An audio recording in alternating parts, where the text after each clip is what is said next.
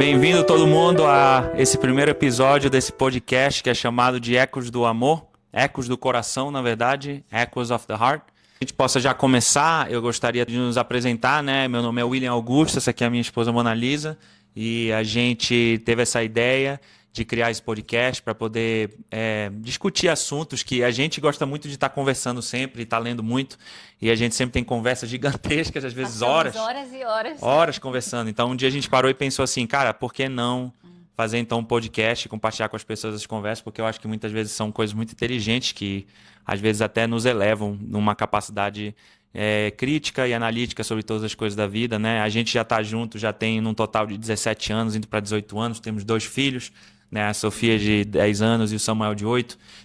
Moramos aqui nos Estados Unidos, já tem quase 12 anos. E uma das coisas favoritas, inclusive, da nossa família, né? Acabamos passando isso para nossos filhos, é estar lendo sempre, buscando, né, o conhecimento em todas as áreas.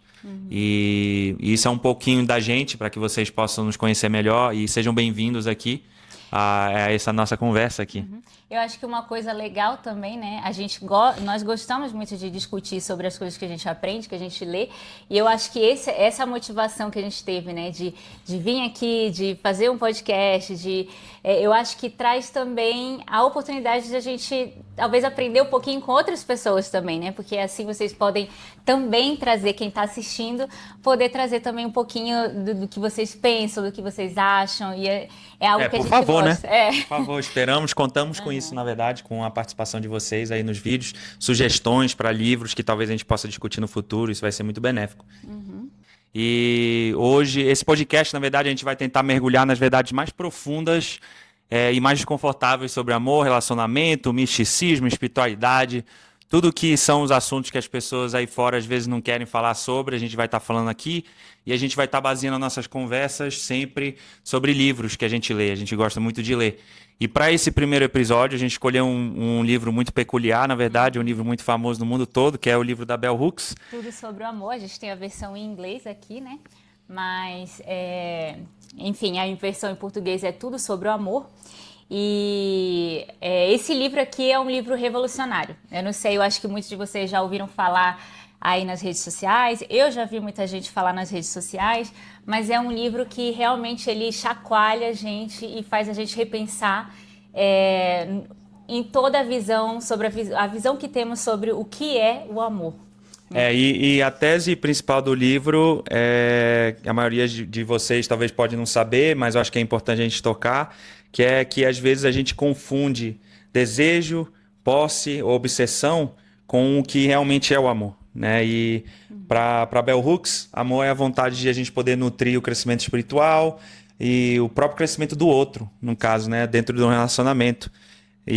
Mas se isso for verdade, então metade do que a gente conhece como amor não é amor coisa nenhuma. E isso foi uma coisa que me tocou muito durante a leitura do livro, até mesmo quando eu estava lendo uma parte sobre o amor paternal e maternal dentro da nossa própria casa, não só sobre o amor romântico, mas pode ser aplicado em qualquer tipo de amor na nossa vida, né, na verdade.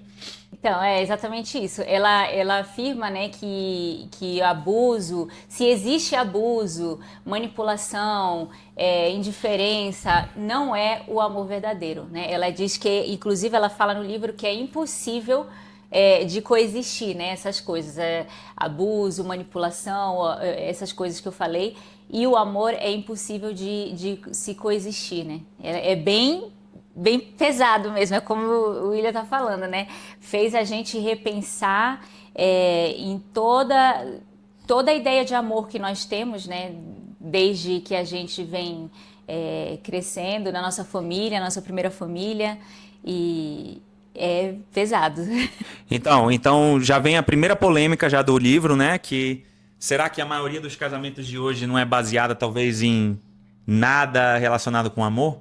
Talvez seja só um contrato, ou uma conveniência, ou talvez até uma pressão social. A gente, no nosso exemplo, por exemplo, quando a gente se conheceu, eu fazia parte de uma certa religião e isso acabou nos unindo por conta da promessa de famílias eternas, de podermos estar juntos para sempre depois dessa vida e tudo mais, e a gente acabou ficando por muito tempo nessa religião, né, que a gente acabou saindo um pouco tempo atrás aí, e naquela época a gente talvez tivesse levado um pouco mais de tempo para nos casar, ou tivesse esperado um tempo maior, mas a gente acabou indo por uma pressão social naquele momento. E às vezes quando a gente para pensar sobre essas coisas, numa decisão tão importante da vida, isso pode chegar a ser até uma coisa assustadora para muitas pessoas. Tanto é que hoje em dia, na nossa geração, eu tenho vários amigos, né? Hoje em dia eu tô com 37 anos, tenho vários amigos aí na casa dos 30 que ainda não se casaram, ainda estão procurando a pessoa, e se torna uma decisão tão grande por essa pressão social às vezes, né? Que é um pensamento onde o que começa é para começar para sempre e nunca para terminar. Então, podemos dizer aí que é a decisão mais importante da vida, nesse sentido, né? Então, essa pressão, ela existe sim. Eu acredito que tem muitas pessoas que, às vezes, por essa pressão, acabam acelerando um processo que poderia ser um pouco mais calmo e mais longo, né? Sim. Com mais tempo, né, para a gente alinhar e entender se realmente aquilo o que está nos motivando é o amor realmente, né, e a vontade de construir algo juntos, ou se é só mesmo, né, querendo acelerar as coisas. Isso, e para começar aqui, eu vou pedir para a Mona Lisa começar a falar um pouco sobre o ataque direto que a Bell Hooks faz, no caso, ao romance, né, ao amor romântico, né, porque eu acho que ela já começa já com um choque de realidade enquanto a esse ponto aí, né? O que te chamou a atenção sobre isso daí na leitura? Bom, é um dos pontos mais ousados, né, dela, e é a crítica realmente ao mito do romance, né? É aquele papo de alma gêmea, de paixão que resolve tudo, paixão, né, avassaladora que resolve tudo, final feliz. Eu acho que porque em inglês tem uma... Eu não sei como que seria no livro em português, mas no inglês eles falam do fall in love, né? Também, que enfim, ela chama isso tudo de uma grande mentira cultural, né? E que a gente vê muito nos filmes, inclusive é uma coisa que a gente comentou quando a gente estava lendo, que geralmente os filmes, eles mostram muito toda essa questão aí, essa mentira cultural. O problema é que os filmes eles param nesse momento, né? Eles mostram aquele início do amor, né? O amor onde ainda existe aquela paixão, que a gente sabe cientificamente provado aí que vai de alguns meses até 2 anos no máximo, né? Que é quando é aquela fase onde tudo é lindo, tudo é bonito, a gente não vê os erros da outra pessoa, né? E nada disso. E os filmes eles param por aí, eles não mostram o depois, do que vem depois, né? O que aconteceu com aquele casal quando eles começaram a enfrentar realmente a vida real, né? Na vida deles. Então, a Bell Hooks ela toca muito nisso, que às vezes a gente pode ser enganado por esse tipo de coisa, e depois quando essa paixão passa, a gente acaba se vendo numa situação onde a gente não tá realmente com a pessoa que a gente achava que tava, né? Até porque a gente sabe, quando a gente começou a morar junto, foi quando começaram a aparecer muitos problemas, quando começaram a aparecer muitas coisas. As diferenças, os argumentos, e aí quando você vê realmente, você conhece a pessoa da forma completa, né? E assim, mexer nesse tipo de coisa, às vezes, pode irritar muitas pessoas, né? Porque quantos casais aí não casam acreditando que esse romance é o que tem que continuar havendo durante toda a relação, e que ele pode salvar qualquer coisa, mas aí passou 2 anos, 3 anos, quando isso foi embora, eles já não se aguentam mais, né? E a gente passou por algumas crises no nosso casamento também, momentos onde a gente teve que realmente sentar, conversar e verificar e consertar muita coisa, e chamamos aí de estágios, né, de crises que a gente teve. Eu acho que a gente deve ter tido aí umas 2, 3 crises muito grandes, né? Sim. Ficamos até algumas vezes perto até do divórcio, né? Então tivemos que realmente, através de muita terapia, de muita conversa, de muita paciência, e sempre, eu acho que foi o primordial pra gente, foi a vontade de mudar pela relação, pelo outro, né? Fazer essas mudanças, né, pontuais naquilo, que aprender a linguagem do amor do outro, aprender da onde vem todas essas coisas, né? Eu acho que que o amor verdadeiro, ele não é só esses fogos de artifícios lindos, essa coisa, ele é passageiro, essa paixão, mas o amor verdadeiro, ele continua depois por muito mais tempo, né? Mas então o romance, ele é ou não é importante numa relação? Então, é importante, eu acredito, no início, eu acho que é o que traz as pessoas juntos, né? Foi o que nos trouxe juntos. Tanto é que no nosso caso foi avassalador de uma maneira, eu lembro até hoje, no dia que eu te conheci, né? Sim. E tu lembra desse dia também? Sim. E a gente não sabe explicar até hoje como foi, mas foi uma conexão assim de alma, realmente, uma coisa muito forte. Eu nunca tinha sentido nada assim até aquele momento. Nem eu. E aquilo ajudou muito a gente a passar por cima de muitas coisas que a gente, naquele momento, sem essa paixão, talvez tivesse dado uma atenção maior para alguns defeitos, algumas coisas, algumas red flags, né, que todos nós temos. E talvez a gente até chegou a uma conclusão muitas vezes que a gente talvez nem estaria junto se a gente tivesse dado um pouco mais tempo ali. Graças a Deus a gente não deu. Então, para responder a tua pergunta, eu acho que sim, ajuda no começo, mas a gente tem que ter a E sabedoria. relembrar também isso, né? Nos Relembrar, com momentos certeza. difíceis é importante, eu acho. É. Mas aí enfim, não é só de açúcar que vive o relacionamento, né? Ele com o tempo vai adoecer, isso é natural. Muita gente acredita que não. Eu tenho amigos que eu já tive conversas que às vezes vêm com um papo de que eu falo assim, pô, cara, mas e aí, como é que tá falando de tal? Tão bem, tão mal, como é que é? Ah, não, tá bem, né, mano? Eles se amam, tudo tem que estar sempre tudo bem, né? Ainda mais com a social media hoje em dia, né? As pessoas só postam um positivo. E às vezes parece que a relação é tudo só lindo e só Só maravilhas, flores, né? né? Mas por trás, desligou a câmera, já estão discutindo. Então, a gente já teve momentos onde a gente não estava muito bem, a gente acabou fazendo uma viagem em família, postou uma foto ali junto, mas na verdade a gente era muito puto um com a cara do outro. Mas ninguém sabe dessa história, essa história nunca é contada, né? Então, às vezes, as pessoas podem querer se enganar também pelo fato de que achar que tudo sempre tem que ser perfeito. E se não tá perfeito, é porque não é pra estar junto, é porque tem alguma coisa errada, é porque o relacionamento não presta. E isso é uma mentira muito grande, né? Então faz muito sentido, né, essa visão que a Bell Hooks traz de que realmente, basicamente, esse amor, né, que a gente conhece, principalmente agora na época de rede social, de Instagram e tudo mais, como você falou, Isso. esse é o amor, né? Ela traz essa visão de que realmente esse amor é uma grande ilusão, né? Na verdade, Isso. o buraco é muito mais embaixo, eu acho. Isso, e ela começa fazendo esse ataque a esse amor romântico, e ela logo já entra numa comparação do nosso primeiro amor que a gente tem lá atrás, que é o amor dos nossos pais, né? É amor, como eu estava falando, amor paterno, materno, que pra mim isso foi uma das partes mais chocantes do livro. Eu fiquei por dias, né, Eu ponderando lembro que sobre você até isso. chorou quando Sim, eu você chorei, foi uma foi para mim, experiência. foi muito difícil, porque eu cheguei à conclusão que dentro do meu núcleo familiar eu não tinha o amor verdadeiro. E isso foi difícil para mim aceitar no começo, né? É uma coisa que muitas pessoas às vezes não fazem essa análise, mas que ela faz de uma maneira que te faz realmente pensar. Ela faz uma afirmação, né, que incomoda e que às vezes pode despertar muitos sentimentos, como aconteceu, né, com você, aconteceu comigo também. Ela traz essa afirmação de que a maioria de nós, né, é quase que unânime, nunca conheceu o amor verdadeiro dos pais. O que a gente recebeu foi cuidado. Foi comida, proteção, o cuidado com educação, né, escola. Mas segundo ela, sem o progresso espiritual e sem práticas conscientes, isso não é amor verdadeiro. É só sobrevivência, é só cuidado, né? Então, Isso, mas é claro que pesado. também, isso, mas é claro que também a gente tem que sempre levar em consideração o contexto das situações, né? Porque é muito fácil a gente falar sobre uma criação consciente hoje em dia, mas às vezes a gente esquece o fato de que nem todo mundo tem o tempo e a capacidade mental nos dias de hoje para poder estar fazendo essas reflexões como pai e mãe, né? Sim. E isso a gente se considera muito privilegiado por estar numa posição hoje aqui morando nos Estados Unidos um pouco mais confortável, onde a gente tem apoio de pessoas ao nosso redor e a gente tem a nossa mente não está tão ocupada com sobrevivência o tempo inteiro, né? Porque eu acho que isso que é o maior problema. Às vezes você pega uma mãe de família, uma mãe solteira, que ela tem 3 trabalhos para sustentar os seus filhos, ela está tão desgastada mentalmente durante todo o tempo que o mínimo que ela consegue fazer é realmente só isso. É cuidar para que manter aquelas crianças vivas o melhor que ela pode e acaba às vezes pecando e faltando um pouco mais do outro lado, né?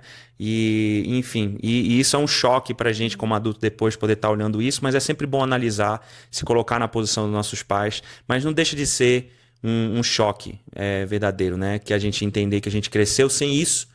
Claro, não culpar nossos pais, não apontar dedos, mas entender de onde veio e saber fazer os ajustes necessários com nossos filhos hoje, né? E entender que o amor não é só o cuidado básico, né? O controle, na evolução, mas que ele é muito mais do que isso. Para que ele haja, que é o ponto principal dela no livro, ele tem que ter realmente você poder verificar esse progresso espiritual, mental, né? Social dos seus filhos enquanto eles estão ali sobre a sua tutela, né? E eu acho que ela tem esse cuidado. Eu entendi que ela tem esse cuidado no livro de, tipo, como o William tá falando, né? Ter essa consciência das diferentes realidades, né? Como você falou, na época dos nossos pais, dos pais dos nossos pais, o conhecimento era outro, não se tinha muito, na verdade não se tinha muito conhecimento e muita ciência sobre o cuidado, sobre educação, sobre criação de filhos. Então Não eu tinha acho que internet, né? não tinha, Google para pesquisar, livros rápidos que chegam em 2 dias na Amazon quando sim. pede. Então eu entendi que nessa parte do livro não é como que ela tá apontando o dedo assim, ai, nossos pais eram terríveis e não nos deram amor. Eu não entendi dessa maneira, né, como você falou. Mas mais como um chamado para a gente realmente revisitar, né, essa visão que nós temos sobre o amor e como a gente pode ir modificando isso, né, e melhorando isso. Não é uma tentativa de culpar ninguém, mas é uma tentativa de que a gente possa abrir o olho para um futuro melhor e saber que isso só não é suficiente, não é o Isso. amor na sua forma verdadeira e pura, como ela quer colocar, né? E assim, e se a gente seguir essa lógica que ela faz a respeito dos pais, né? Dentro do meu âmbito familiar, eu pude analisar que eu não tive esse crescimento espiritual, emocional, da maneira como eu deveria ter tido, né? Já começa, como a Mona Lisa falou aqui, os estudos não existiam. Eu, por exemplo, sempre lidei com TDAH, sempre lidei, talvez, agora como adulto, tive até E um só foi diagnóstico de diagnosticado agora, né, como bipolar, adulto. mas fui só diagnosticado depois de adulto, então, e ninguém nem sabia da existência dessas coisas, né? Eu era hiperativo desde pequeno, minha mãe nem sabia como lidar com isso. Então, não é para apontar o dedo, mas para que a gente possa ser melhores no futuro e entender que talvez nossos traumas e as coisas que às vezes a gente tem que lidar como adulto provém desse fato de que a gente não teve tudo isso dentro do nosso lar, mas que ao mesmo tempo a gente pode fazer diferente, né, para um futuro e seguir essa lógica para todos os relacionamentos da nossa vida.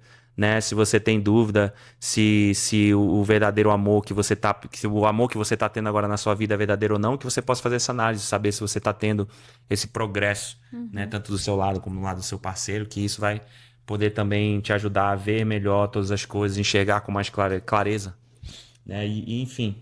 E daí, quando ela passa desse amor dos pais, ela começa a ficar um pouco mais, vamos dizer assim, incendiária, né? Porque ela argumenta sobre a função que o patriarcado teve, né, em matar a nossa capacidade de poder amar, né? Porque eu, por exemplo, como homem, né, eu fui sempre ensinado pelo meu pai que eu deveria engolir meu choro, né, que homens não choram, que emoções não era uma coisa masculina, era uma coisa feminina, Sim. né? E que mostrar vulnerabilidade era você mostrar fraqueza, né? E inclusive eu nunca vi meu pai chorar, eu nunca vi meu pai dizer eu te amo para minha mãe. Então foram coisas que eu tive que batalhar no nosso relacionamento no começo, né? Foi muito difícil, inclusive, tá aqui a Mona Lisa que pode dizer. Então eu era sempre ensinado a não nutrir, não mostrar esse meu lado, né? E eu tinha até dificuldade de chorar. Eu vim começar a ser mais chorão quando a gente teve nossos filhos, que me tocou, foi um amor que me tocou de uma maneira tão profunda que eu não consegui lidar com aquilo e não consegui me segurar e todas essas barreiras do patriarcado foram ali automaticamente quebradas, né? Foi uma coisa natural. Enfim, e por outro lado também, a Manuela pode falar, as mulheres também são ensinadas a se sacrificar o tempo inteiro, a doar o tempo inteiro, carregar o peso emocional da casa, né? Tem aquele dizer que fala que se a casa tá indo mal, se o casamento tá indo mal, a culpa é da mulher, né? Que Já a vi mulher muito isso. sábia, ela edifica o Edifica o lar, lar. e aí o homem tem esse ensinamento que ele é o provedor. E Sim. ele traz o dinheiro para casa. E a mulher tem que estar ali no fogão, cozinhando, criando filho, ajudando o tarefa da escola, limpando, lavando roupa, fazendo tudo isso. E no começo do relacionamento, até por conta também da religião, que também tocava muito em cima dessa tecla, eu às vezes me achava como que tava tudo normal, né? Eu tava fazendo a minha parte ali como homem, Eu tava no fazendo nosso a relacionamento minha. e isso, mas ao mesmo tempo a gente não sabia do dano que isso causava nos bastidores, né? Nosso relacionamento. Tanto que essas crises, muitas dessas crises que a gente teve foi por conta de que isso vai desgastando com o tempo, né? E Sim. aí chegou um momento onde às vezes você, muito sobrecarregada, estourava. E eu do outro lado achando que não tinha direito de estourar, porque eu estava na minha posição que era a posição que eu tinha nascido para exercer, né? Então, Sim. o livro toca muito nisso também. Eu posso dizer que essa é uma das minhas partes favoritas do livro. E como o William estava falando, né, ela vai bem além, assim, ela fala, né, sobre como os homens, eles não podem amar verdadeiramente enquanto eles não desmontarem realmente o patriarcado dentro de si mesmo, né, como o William estava falando. E essa frase, ela fez muita gente largar o livro na hora, né, porque eu tenho certeza que deve ter estremecido aí, deve ter chacoalhado muita gente. E realmente é um pouco disso que o William estava falando. Durante muito tempo do nosso casamento, eu não tive um marido que se colocava que se colocava em situações vulneráveis mesmo, para falar do que estava sentindo realmente, sabe? E ir desmontando todas aquelas camadas e não ter medo de falar dos sentimentos. Então, durante muito tempo, eu não tive esse marido assim que não tinha medo mesmo de falar sobre os seus sentimentos, né? De estar vulnerável. E foi interessante porque quando a gente começou a fazer uma mudança na nossa vida, com terapia e livros e até mesmo essa questão da religião, né, que a gente saiu, quando veio acontecendo todas essas mudanças, eu senti que o William, ele realmente ele foi conseguindo estar mais à vontade para falar sobre tudo, né, sobre se despir realmente de toda essa pressão que é colocada em cima dos homens, né, pelo patriarcado, pelo machismo, de que o homem não pode chorar, de que o homem não pode, né, estar vulnerável, de que tem que, como ele falou, o papel é trazer o sustento, né, e é isso, e ficar firme e resolver as coisas, né. Então, quando mudou, começou essa mudança, eu tive uma certa dificuldade. Ela fala isso no livro também, que é um pouco difícil às vezes para a mulher começar a ouvir o marido às vezes falar sobre coisas que machucam ele, coisas que eu faço que pode estar machucando ele, né? Eu me vi nesse lugar de tipo, nossa, como assim? Ele tá chorando e ele tá triste por causa de alguma coisa que eu fiz? Mas sim, isso pode acontecer, assim como acontece com a gente, né? Pode acontecer sim com ele, com os homens, né? Os homens também têm sentimentos, eles também se machucam, eles também têm expectativas às vezes não alcançadas. E tá tudo bem falar sobre isso, né? Tem até uma parte no livro que eu queria. Eu achei essa parte fantástica, assim, que ela fala. Eu tô com o livro em inglês aqui, mas traduzindo assim, ela fala assim sobre como o amor é trabalho, né? E ela fala assim que parte desse trabalho é a comunicação, da gente estar comprometido em fazer o trabalho do amor, ouvir, a gente tem que ouvir mesmo quando isso machuca. Então, isso tocou bem fundo assim no meu coração, porque foi realmente o que eu comecei a ver, né? Que às vezes o William falava do sentimento dele, aquilo me machucava no sentido de que, nossa, como assim, né? Eu tô machucando ele. Mas não, eu entendi que isso é amor. É ouvir até mesmo quando machuca, né? Quando toca lá no nosso ego. Essa parte foi bem. Porque também, às vezes, as mulheres dizem que querem homens vulneráveis e Isso. sensíveis, né? E às vezes elas não sabem o que elas estão pedindo, né? Então, cuidado com aquilo que você deseja, porque às vezes elas dizem que querem, mas quando chega a hora, elas não estão preparadas, né? Para lidar com esse tipo de homem, no caso, né? Que vai de encontro a tudo que a sociedade ensina nos dias de hoje, né? Inclusive, a gente tem aí, hoje em dia, esse negócio dos lendários e treinamentos e não sei o quê, para retornar o homem à sua naturalidade masculina, Homem macho, né? macho, feroz e tal. E assim, vai de encontro a tudo que a Bell Hooks prega aqui e, na verdade, traz de volta todas as coisas ruins que a gente conseguiu evoluir do patriarcado até hoje, né? E comigo, no meu caso, às vezes eu não expressava os meus sentimentos, porque nem eu sabia exatamente o que eu estava sentindo, né? Eu não tinha conhecimento. Então, muito da nossa mudança também tem a ver com a terapia. Que a terapia me ajudou a reconhecer algumas coisas que eu não via em mim mesmo, alguns problemas, da onde eles surgiam, qual era a raiz do problema, né? E de traumas do passado não resolvidos que eu tinha com meu pai, que muitas vezes foi ausente, né? Com a minha mãe, que muitas vezes tinha que estar trabalhando fora e não tinha tempo para estar comigo. Então aquilo me causou um trauma muito grande. E é um modelo também patriarcado que eu vi dentro da minha própria casa. Então eu estava replicando aquilo que eu vivi, né? Então, sem querer, às vezes, porque eu lembro que crescendo eu sempre dizia que eu queria ser diferente, fazer diferente do meu pai, né? E acabei me vendo fazendo as mesmas coisas. Então, são coisas que a gente às vezes tem que estar percebendo e prestando atenção.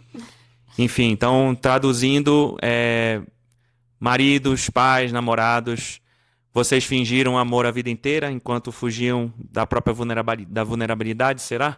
É uma análise que deve ser feita aí por todos nós, né? Porque eu acho que tem muita verdade nisso daí.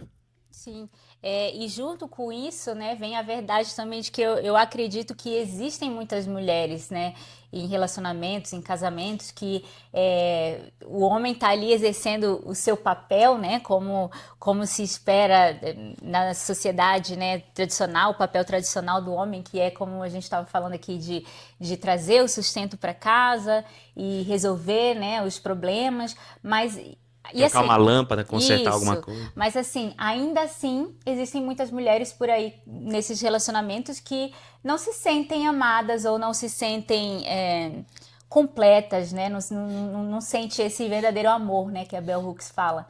Então, eu acho que é aí que ela traz, né? Eu acho que é aí que faz sentido, né? Isso tudo que ela traz sobre o verdadeiro amor. Eu acho que também vale a pena tocar, já emendando aqui um ponto no outro, né? Que ela fala sobre o amor ser uma escolha que é feita diariamente, né? E não só um sentimento assim que aparece, mágico, que a gente não sabe explicar, né?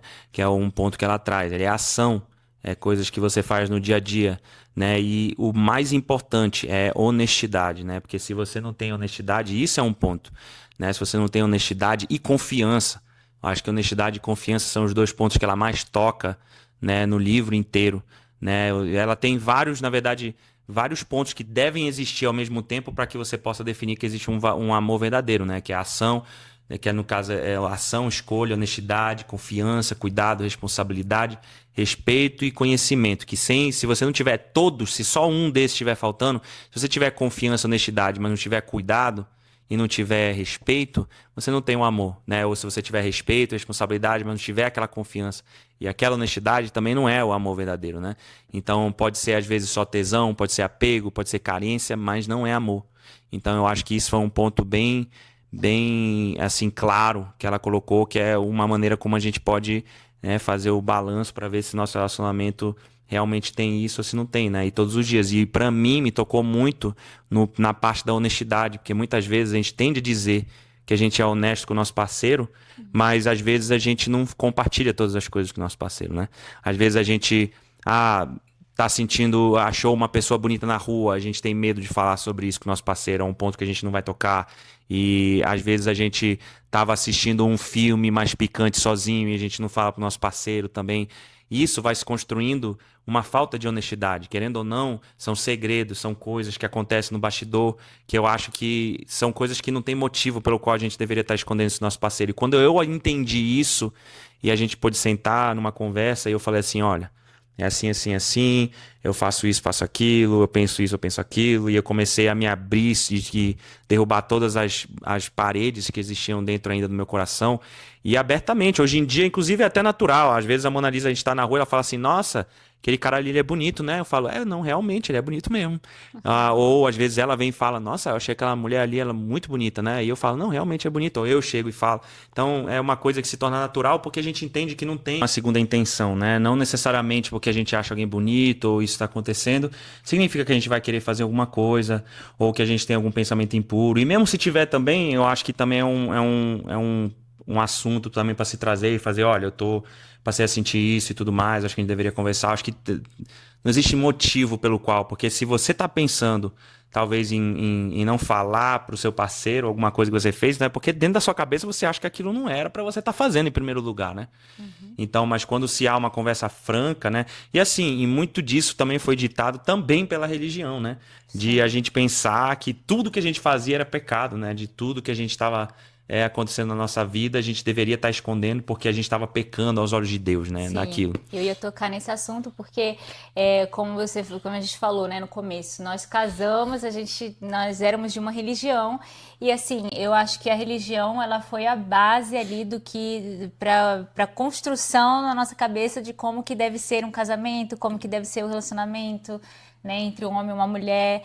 Então tinha muito essa questão do pecado, do errado e do julgamento. E eu acho que quando a gente saiu, né, da religião, eu acho que a gente quebrou muitos tabus e muito disso que eu acho que acabava que separava, né, a gente. Separava nós de nós mesmos e nós como casal, eu acho também. E assim, o ponto disso tudo aqui não é para tocar em religião em si ou falar mal de religiões, assim, a gente está compartilhando o que aconteceu no nosso relacionamento, Isso. na nossa vida. Cada relacionamento é um relacionamento, cada casal é um casal, e o que eles escolhem para si, mas no nosso caso, nós Nossa experiência. nós que sempre fomos, desde que a gente se conheceu, meio místicos, meio conectados assim com um lado mais diferente do espiritual do que aquele ligado à religião tradicional, né? Então a gente meio que acabava vendo a validade do outro naquilo que ele fazia quanto um seguidor da religião, né? Se a Mona Lisa não está fazendo as orações dela, não está nas escrituras, então é porque tem alguma coisa errada, né? Então, e aí às vezes a gente também não compartilhava porque se culpava do outro lado e pensava assim, se eu estou fazendo isso, então eu tenho que estar orando mais e jejuando mais, e indo mais na igreja, porque talvez tenha alguma coisa errada comigo, né? E quando a gente passou a entender que tem muitas coisas que são naturais do ser humano, né? A gente parou de se julgar pelos olhos da religião, a gente começou a olhar para o outro como um ser humano, né?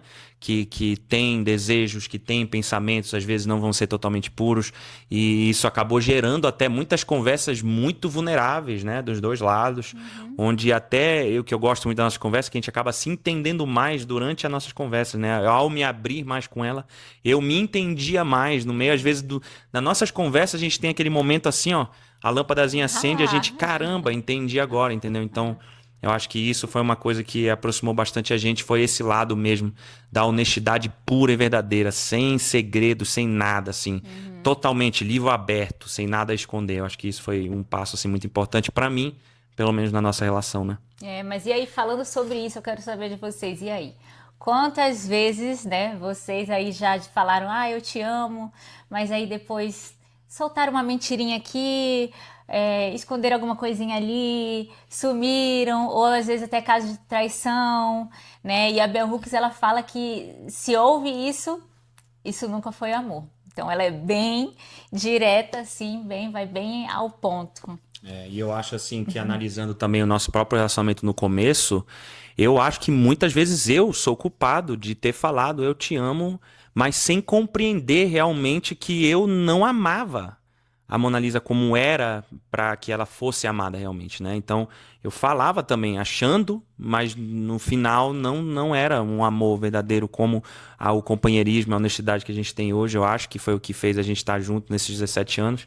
Foi ter passado por essas crises, mas ter escolhido evoluir pelo outro e chegar a esse ponto que a gente está hoje, onde eu acho que a gente tem um relacionamento... Claro, existem brigas, existem argumentos que a gente sempre tem, né? Temos muitas opiniões fortes, diferentes e fortes. Somos dois aquarianos, então isso daí contribui bastante, mas a gente já sabe lidar, né? A gente já sabe voltar muito rapidamente desses argumentos e nos desculparmos e entender, como eu falei, né, a natureza do outro e entender da onde partiu aquele pensamento, a coisa que falou, e deixar de lado muitas coisas que são ditas, né? Ou evitar falar muitas coisas no momento do calor. Então acho que mas essa parte mesmo da honestidade, do companheirismo, né? Juntamente com o cuidado e com todo o resto, eu acho que foi o que faltava mesmo pra gente. E do que ela fala, né? De ouvir mesmo quando isso machuca. Isso, então ouvir é o que mesmo a gente... quando machuca, realmente. E saber sair daquilo, né? O que ela fala e não sobre se martirizar, né? Entender que tá tudo bem, porque um ponto muito principal pra gente também foi saber que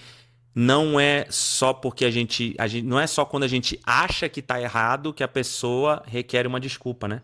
Às vezes o outro vai sentir uma situação diferente do que a gente acha que a gente causou, e mesmo que a gente não concorde com o outro ter sentido daquela maneira, o sentimento só diz respeito a outra pessoa, né?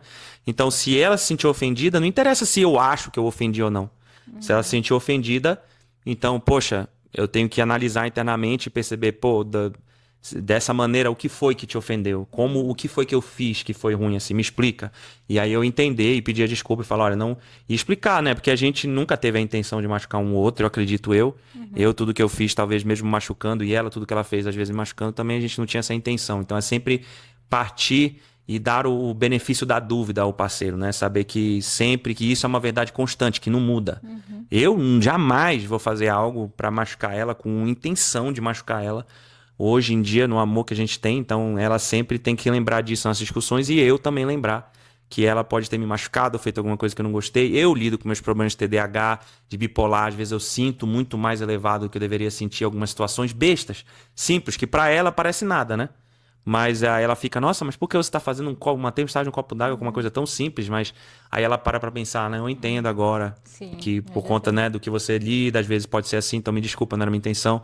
E aí a gente acaba voltando, fazendo as pazes e tudo mais, né?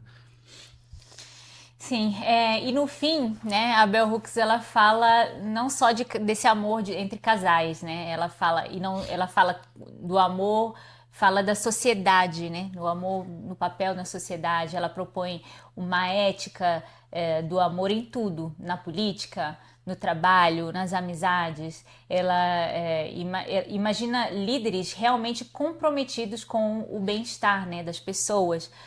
Não com o poder, mas com o bem-estar das pessoas, né, da comunidade. E essa é a revolução que ela pede, que ela chama todo mundo aqui no livro, né? Para essa revolução, né? Para essa mudança de visão sobre o amor e para que a gente possa entender, né, a importância disso na sociedade que a gente vive. E isso começa dentro de casa, né? Porque é aquela coisa, né? Você primeiro coloca a máscara de oxigênio em você para depois colocar nas outras pessoas, né? Então, primeiro lidar com esses problemas dentro da sua casa, colocar a sua relação em dia para que você então possa começar a externalizar esse amor verdadeiro para todos os lados da sua vida, né? Para o seu nas pessoas com seus no ambiente de trabalho, para as pessoas na sua escola, na sua faculdade, né? Em todos os lugares que você vai, né? Então, a pergunta dela é: será que a gente quer esse mundo mesmo ou será que a gente está só viciado nesses jogos de poder, de drama, de controle, né? Porque às vezes, também voltando ao ponto do patriarcado, às vezes as próprias mulheres são educadas de uma maneira onde usar, né, de jogos de poder com o homem também, né? Todos nós fomos Isso. educados numa sociedade. Se a gente Isso. não desperta, né, para ter essa consciência, todos nós acabamos reproduzindo, né, essa visão. E achar que essa é a maneira, né, de se lidar dentro de um casamento. Então, realmente não é, né? Isso aí é uma coisa que a gente tem que estar sempre atento para a gente não voltar, porque vão haver flashbacks, às vezes a gente... Sim. Não é uma mudança que acontece noite pro dia, né? Pra gente levou muito tempo, né? 17, e a gente ainda tá aprendendo. Ainda estamos aprendendo. São 17 anos que a gente tá junto e a gente agora se acha maduro, mas ainda tem muitas discussões, muitos argumentos que a gente tem às vezes e situações que a gente ainda tem que aprender. Então é uma coisa para a vida toda e leva anos e anos, né? E só agora com 17 anos juntos que a gente acha que a gente tá começando a tocar aí na superfície de tudo isso que é o amor verdadeiro, né? E tem feito uma verdadeira mudança na nossa vida pro melhor, mas ainda assim temos muito que aprender, com certeza. Sim, sim. E é um caminho, assim, não é um caminho fácil, né? É um caminho, assim, difícil, mas que exige comprometimento, porque o amor real, ele exige, né, o comprometimento, a disciplina, a responsabilidade, né, a vulnerabilidade. E isso assusta às vezes, né, o mundo. Eu queria compartilhar também uma parte aqui que eu achei legal. Eu achei aqui a tradução, né, em português, que ela fala a visão dela sobre o amor, né? Eu acho que essa parte aqui, eu acho que resume. Ela fala assim: o amor é de fato uma intensificação da vida, uma completude, uma satisfação, uma inteireza, desculpa essa palavra, uma inteireza da vida. A vida se curva para cima, atingindo um pico de intensidade, um ponto alto de valor e significado, em que todas as suas possibilidades criativas latentes entram em ação e a pessoa transcende a si mesma no encontro, na reação e na comunhão com o outro. É para isso que viemos ao mundo. Essa comunhão e autotranscendência não nos tornamos completamente humanos até que nos entreguemos uns aos outros no amor. Né, eu acho que tem muito a ver sobre, né, o que a gente está falando aqui, que ela traz essa questão, né, do amor, não apenas do relacionamento, né, de homem e mulher, mas também como é importante para a sociedade, né, em geral, na política, no ambiente de trabalho, no ambiente de educação, de escola, enfim, em tudo. Eu concordo com esse ponto também, e eu acho assim que para a gente terminar aqui a conversa de hoje, né?